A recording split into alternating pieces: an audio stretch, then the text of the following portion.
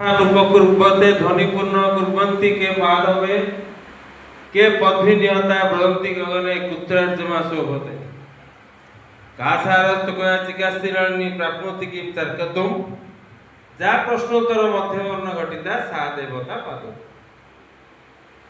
ये जो श्लोकटी किछटा प्रश्न अच्छे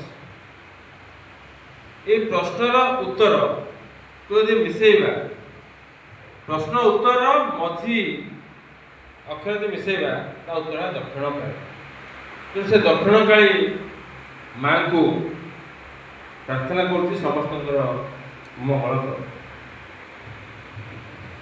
शेष धन्यवाद प्रस्ताव आम टाइम 7:30 दिखाई बर्तमान 7:40 मात्र 6-7 मिनट भितर आम आम प्रोग्राम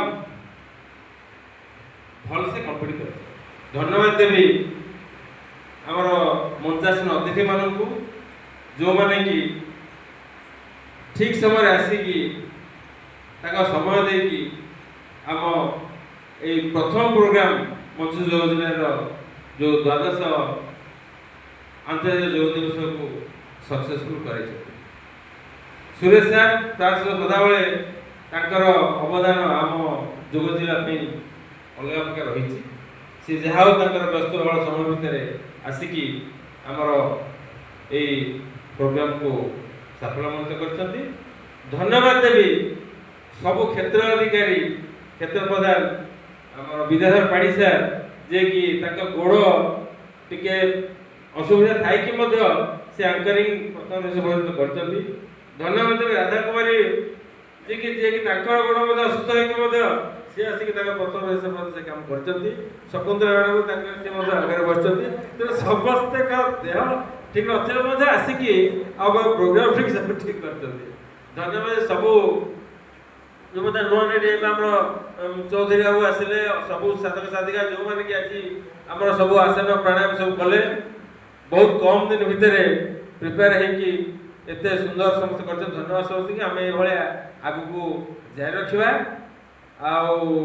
वर्तमान जो कहते कि गोटे अच्छे चेन रिएक्शन कौन से continuous alpha beta gamma addition दब तो बर्तमान आम जो जिला अलग हो द्वारा कौन हम से चेन रिएक्शन चलो आहरी बढ़ो ये जिला आउला बढ़ो ना आम से गोटे जिले था ओडिशा मतलब गोटे जिलू 24टा जिला है सार मतलब कहले ओडिशा 3टा जिलू बर्तमान आसिकी 30टा जिला तेणु आम समस्त मिसिकी पुणी नुआ जिला करवा नुआ क्षेत्र करवा नुआ केन्द्र करवा एवं भारतीय देवस्थान नियम अनुसार करवा जो मैंने नियम को पालन करते करवानी सचेत रहा। आदि क्या मुझे धन्यवाद नदी रही क्षमा करेंगे आम ये प्रोग्राम पुणी आगे जाए। धन्यवाद। आप बहुत